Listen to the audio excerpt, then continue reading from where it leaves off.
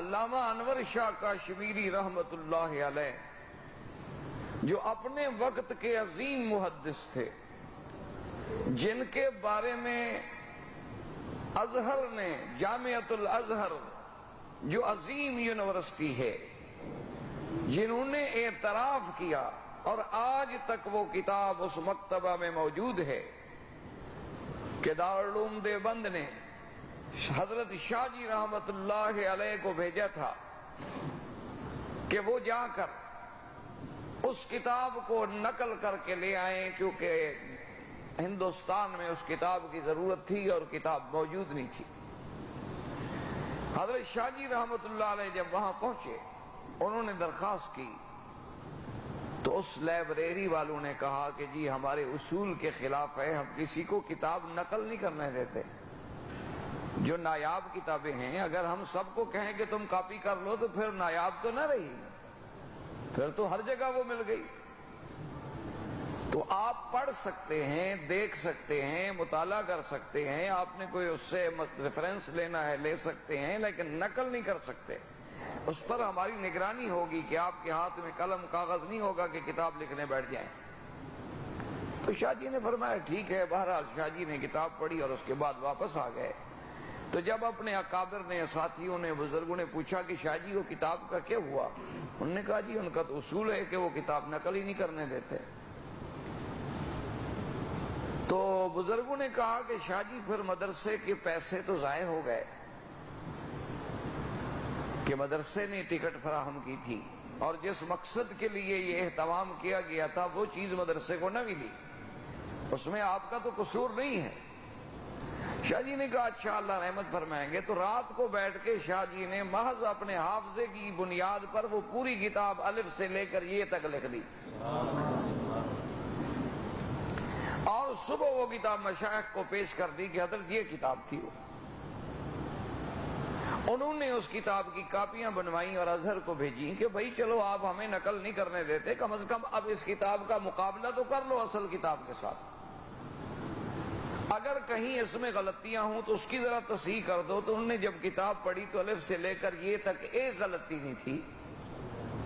تو انہوں نے اس پر لکھا کہ امام بخاری رحمت اللہ علیہ کے بعد اگر ہم نے دنیا میں پھر کسی محدث کا حافظہ دیکھا ہے تو وہ علامہ انور شاہ کاشمیری ہے، کہ یہ امام بخاری تھا کہ جسے 1,00,000 حدیث یاد تھی،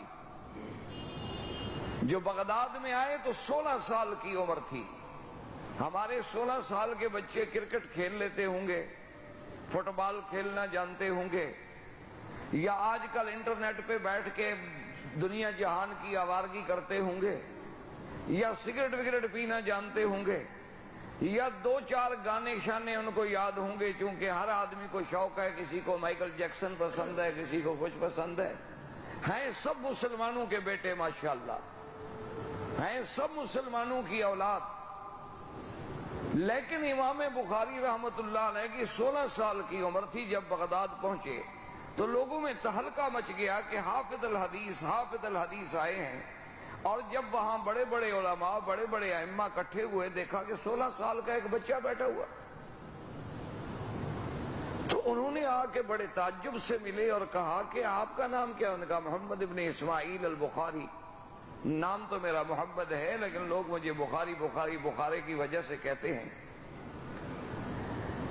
تو انہوں نے کہا اچھا آپ امام بخاری ہیں؟ اس نے کہا بھئی میں نے تو کبھی نہیں کہا اپنے آپ کو امام، لیکن اگر لوگ کہتے ہوں تو خدا کو پتا ہے۔ تو وہ 10 علماء بڑے بڑے اس زمانے کے جید علماء اکٹھے ہوئے اور انہوں نے کہا کہ اچھا ٹھیک ہے۔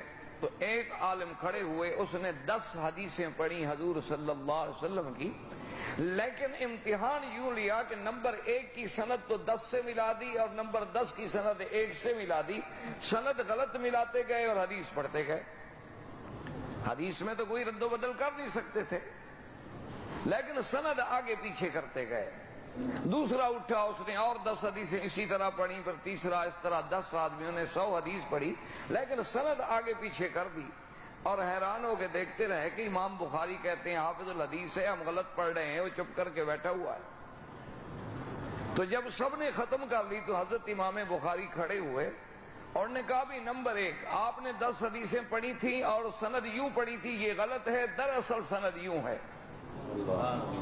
اسی طرح 100 حدیث دوبارہ پڑھی اور 100 سند کو صحیح طرح پڑھا اور اسی طرح پڑھا جیسے انہوں نے غلط پڑھا تھا۔ تو سب لوگ جو تھے جناب ہاتھ چومنے لگے، انہوں نے کہا واقعی ہم مانتے ہیں کہ تم امام وقت ہو، تم محدث ہو اور تم امیر المومنین فی الحدیث ہو۔ تو امام بخاری کے بعد اگر وہ حافظہ ملا تھا تو پھر علامہ انور شاہ کاشمیری رحمت اللہ علیہ کو ملا تھا کہ جو کتاب ایک دفعہ پڑھ لی پھر کبھی وہ دماغ سے نہیں نکلی۔